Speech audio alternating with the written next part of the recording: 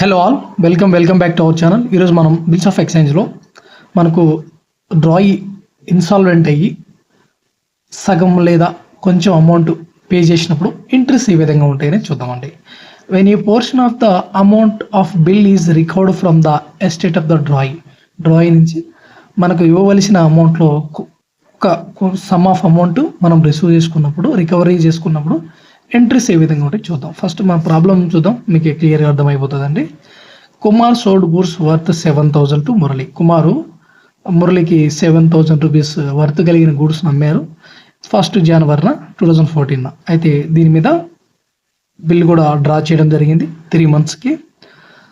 ఓకేనా, Murali accepted the bill. అయితే ఆ బిల్ని మురళి యాక్సెప్ట్ చేయడం జరిగింది and return it to Kumar. Accept చేసి రిటర్న్ కూడా చేసేసారు కుమార్కి మురళి.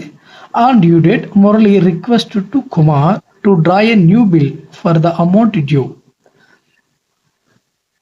ఓకేనా, ఈయన ఏం చెప్పాడంటే కుమార్కి మురళి న్యూ బిల్ డ్రా చేయి అని చెప్పాడు. ఎంతైతే అమౌంట్ డ్యూ ఉందో దానికి న్యూ బిల్ డ్రా చేయి అని చెప్పాడు.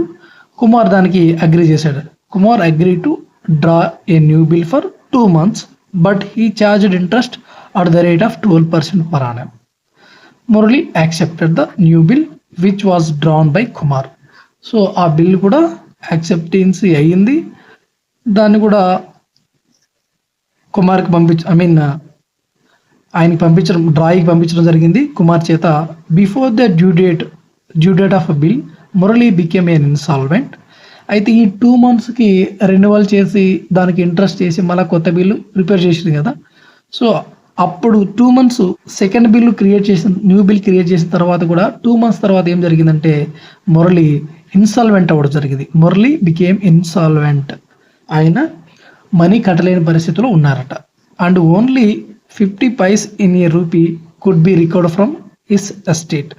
అయితే ఆయన దగ్గర నుంచి ₹1కి ₹0.5 రావడమే జరిగిందంట. అంటే సపోజ్కి 7,000 రావాలనుకోండి, దాంట్లో సగం అమౌంట్ వస్తుంది. అలాగే ఇంట్రెస్ట్ ప్లస్ ఆ 7,000 కలిపి దాంట్లో సగం మాత్రం మనం రికవరీ చేసుకున్నామని ఇక్కడ చెప్పారు.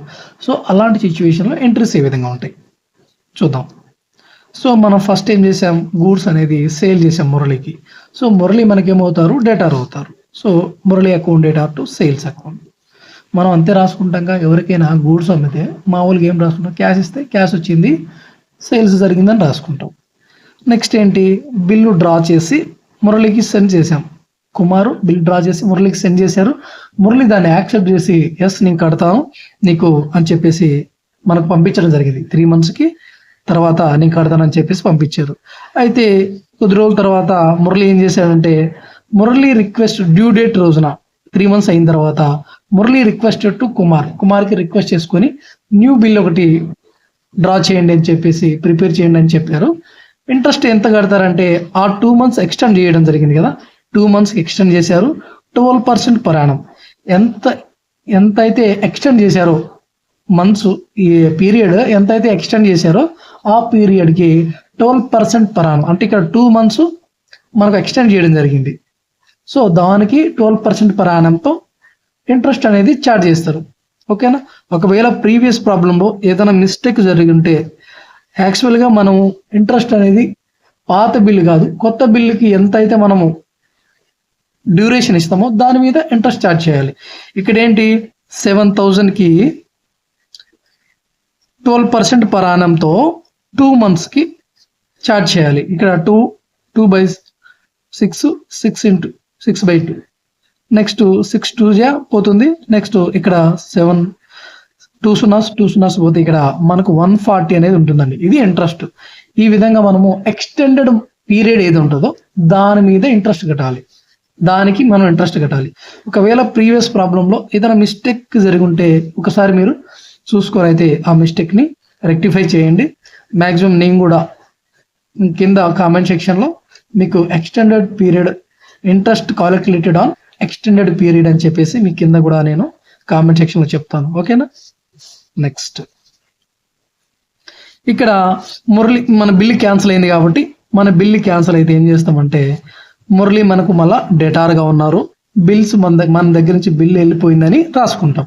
అవునా, నెక్స్ట్ ఏం జరిగింది, మళ్ళా డ్యూ డేట్ అయితే వచ్చింది 3 months తర్వాత. అప్పుడు ఏం చేశారంటే కొత్త బిల్లు డ్రా చేయండి అని అడిగారు కదా. అప్పుడు మనం ఏం చేస్తాం, 4/4/2014 ఇంట్రెస్ట్ అనేది చార్జ్ చేయాలని చెప్పాం కదా. ఎంత 140 అయితే ఇంట్రెస్ట్ చార్జ్ చేయడం జరిగింది. ఎవరు మనకు డేటారు,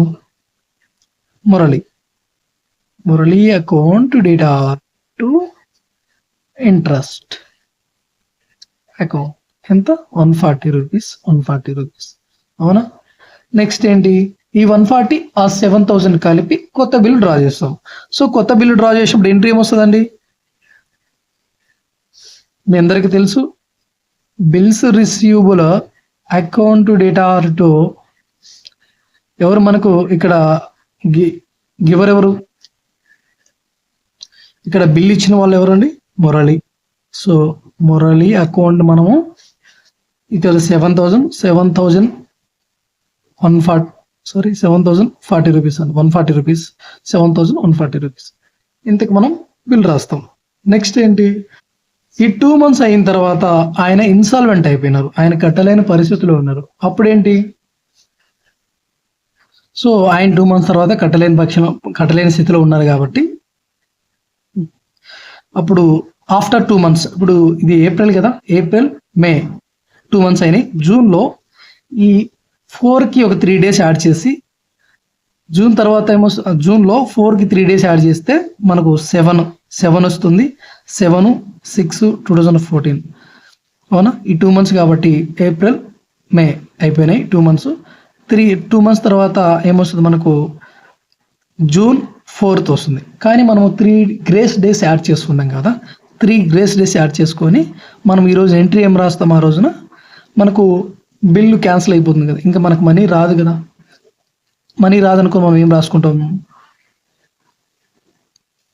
మనము డేటార్గా చూపిస్తాం అనమాట. మళ్ళా మనము మురళిని డేటార్గా చూపించి ఇక్కడ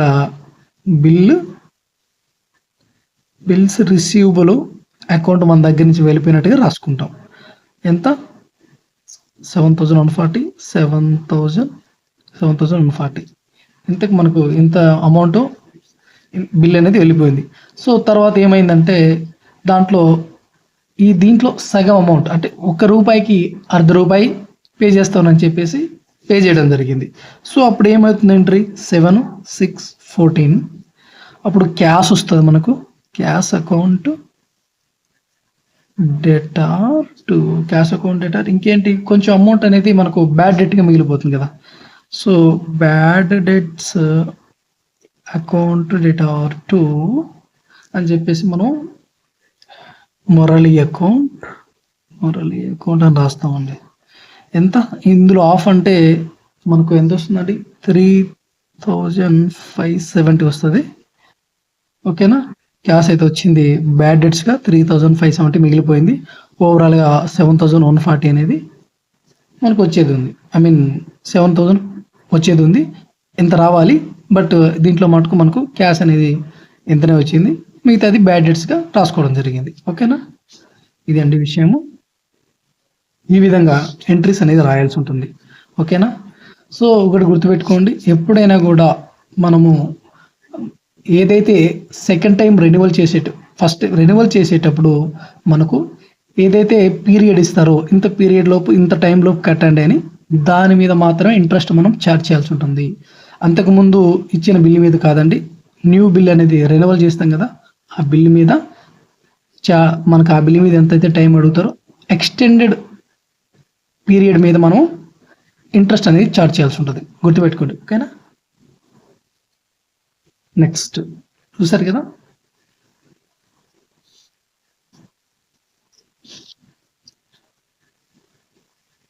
ఇప్పుడు మురళి ఏం చేశారంటే కుమార్ నుంచి పర్చేజ్ చేశాడు గూడ్స్. సో అప్పుడేంటి, పర్చేజెస్ అకౌంట్ డేటార్ టు మనకి కుమార్ క్రెడిటర్ అవుతారు కదా, కుమార్ అకౌంట్ అని చెప్పేసి రాసుకుంటామండి. ఎంత 7,000.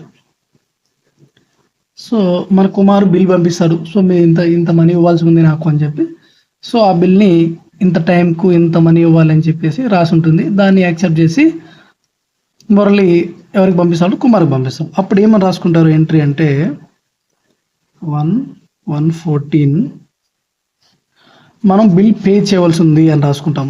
ఎవరికి? రిసీవర్ ఎవరు? కుమార్. ఇక్కడ కుమార్ ఆ బిల్లును రిసీవ్ చేసుకుంటారు. Account debtor to bills payable account అని చెప్పేసి మనం రాసుకుంటాం. అంతే కదా, బిల్ మనం పే చేయవలసి ఉంది. సో ఇది మనకు లైబిలిటీ, డ్రాయింగ్కి లైబిలిటీ అవుతుంది. Kumar is the receiver, receive చేసుకుంటున్నారు ఆ బిల్లుని, అందుకని కుమార్ని డిబిట్ చేసాం. నెక్స్ట్ ఏంటి, 3 months తర్వాత ఏం జరిగింది, ఆ బిల్లు అనేది రెన్యువల్ చేయమని చెప్పి అడిగారు. మురళి బిల్లుని రెన్యువల్ చేయండి అని చెప్పి అడిగారు.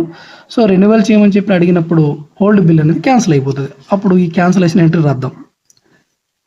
డ్యూ డేట్ 3 months తర్వాత వస్తుంది కదండి. ఇప్పుడు మనకు అంటే జనవరి, ఫిబ్రవరి, మార్చ్ తర్వాత మనకు April 1st వస్తుంది. April 1st ఒక 3 గ్రేస్ డేస్ యాడ్ చేసుకుంటాం. 4/4/2014. అప్పుడేంటి, bills payable account debtor to మన క్రెడిటర్గా కుమార్ని ఉంచుతాం. కుమార్ అకౌంట్, ఆయన మన క్రెడిటర్. బిల్స్ పేయాలంటే ఏదైతే బిల్లు మనం క్యాన్సిల్ అయిందో ఆ బిల్లు మనకి తిరిగి వచ్చేస్తుంది. అది మనకి ఇక్కడ బిల్స్ పేయబుల్ రూపంలో ఉంటుంది. సో అందుకని మనకు ఆ బిల్స్ పేయబుల్ని రిసీవ్ చేసుకున్నాం కాబట్టి ఆ బిల్లుని రిసీవ్ చేసుకున్నాము. ఆ బిల్ ఇక్కడ బిల్స్ పేయబుల్ రూపంలో ఉంది. అది డ్రావర్కి బిల్స్ రిసీవబుల్ అవుతుంది, ఇక్కడ బిల్స్ పేయబుల్ అవుతుంది ఇక్కడ. ఓకేనా. నెక్స్ట్ ఏంటి, నెక్స్ట్ ఇంకా 2 monthsకి రెన్యువల్ చేసి 2 monthsకి ఎక్స్ట్రా అడిగారు టైం. ఫస్ట్ ఇదేమో 3 monthsకి ఉంది బిల్లు, ఇప్పుడు 2 months ఎక్స్ట్రా 12% per annumతో ఇంట్రెస్ట్ యాడ్ చేసి కొత్త బిల్లు రెన్యువల్ చేయమని అడిగారు. సో ఇప్పుడు ఇంట్రెస్ట్ చూద్దాం. ఇంట్రెస్ట్ అప్పుడు 4/4/2014 ఇక్కడ ఇంట్రెస్ట్ అంటే ఇక్కడ ఎక్స్పెన్సెస్ కదా, interest account debtor to Kumar. అది ఎంత అండి, 140. ఆల్రెడీ మనం చేసాం కదా అక్కడ. 7,000 ఎక్స్టెండెడ్ పీరియడ్కి మాత్రమే మనం ఇంట్రెస్ట్ చార్జ్ చేస్తాం. సపోజ్కి 7,000 ఇది మనకు 12% అన్నారు కదా. ఎస్, 2 monthsకి 6/2 ఇంకా 7 into 2 140. ఈ విధంగా చేయాలండి. ప్రీవియస్ ప్రాబ్లం ఏమైనా మిస్టేక్ చెప్పుంటే ఒకసారి చూసుకొని సరి చేసుకోండి. ఓకేనా. నెక్స్ట్ ఏమైంది, అయిపోయింది. ఇంకా కొత్త బిల్లు 7,140కి కొత్త బిల్లు రాయడం జరిగింది కాబట్టి, సో కొత్త బిల్లు యాక్సెప్ట్ అయ్యి మన దగ్గర నుంచి యాక్సెప్ట్ చేయి మళ్ళీ ఆయనకి పంపించాం కాబట్టి అప్పుడు మనం ఏంటి, మళ్ళీ బిల్స్ పేయబుల్ ఎంత బాకీ ఉంటాం మనం, ఎంత వాళ్ళకి లైబిలిటీగా ఉంటామంటే 7,140. సో ఆ ఎంట్రీ చేద్దాం.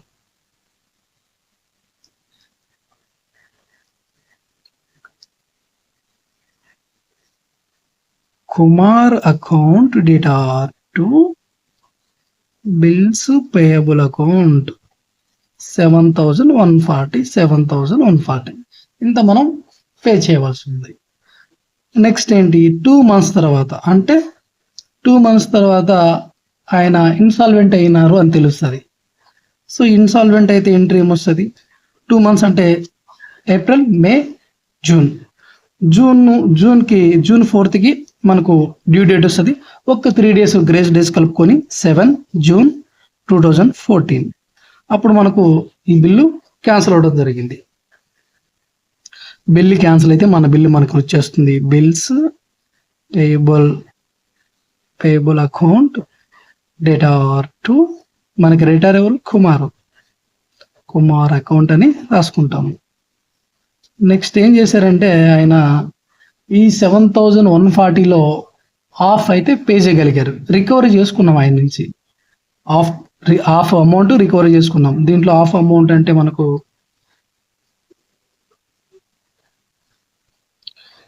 సో ఇక్కడ